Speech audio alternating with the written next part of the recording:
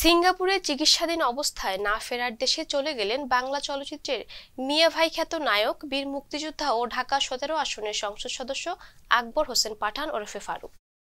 সিঙ্গাপুরে একটি হাসপাতালে প্রায় ২ বছর চিকিৎসাধীন ছিলেন তিনি। হাসান শাওনের প্রতিবেদন, কণ্ঠ দিয়েছেন সঞ্জিদা শম্পা। ওরে নীল দরিয়া আমায় দে রে দে ছাড়িয়া।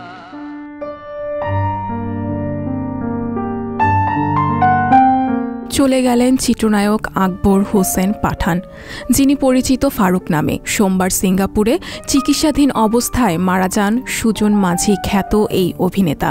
এইচ আকবর পরিচালিত জলছবি দিয়ে ১৯৭১ সালে তার সিনেমায় অভিষেক। সক্রিয়ভাবে মুক্তিযুদ্ধে অংশ নেয়া এই ব্যক্তিত্ব স্বাধীন দেশে চলচ্চিত্র শিল্পে হয়ে ওঠেন অপ্রতিদ্বন্দ্বী। চিত্রনায়িকা কবরীর সঙ্গে জুটি বেঁধে বহু জনপ্রিয় ছবি উপহার দিয়েছেন তিনি।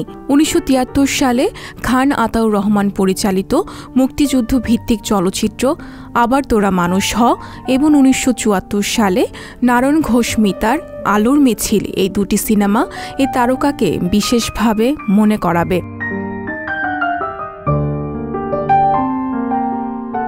তবে ফারুকের জনপ্রিয় সিনেমা সুজন সখী, যেখানে তার সঙ্গে জুটি বেঁধেছিলেন ঢাকাই সিনেমার মিষ্টি মেয়ে কবরী। সেই সিনেমার বিখ্যাত গান সব সখী রে পর করিতে নেব আনা আনা গানটি আজও সঙ্গীত রসিক মানুষের মুখে মুখে ফেরে।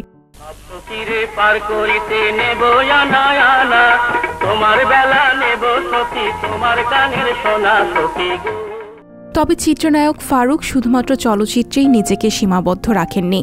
রাজনীতির আঙিনাও ছিল তার সরব উপস্থিতি।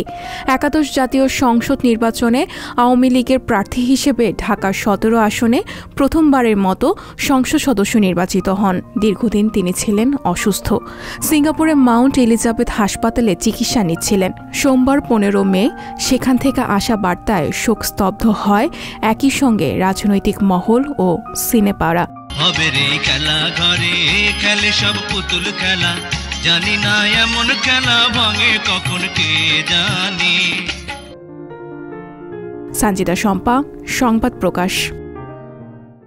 সংবাদ, ফিচার ও অনুষ্ঠানের জন্য ভিজিট করুন সংবাদ প্রকাশের ওয়েবসাইট এবং যুক্ত থাকুন ফেসবুক পেজ ও ইউটিউব চ্যানেলের সঙ্গে।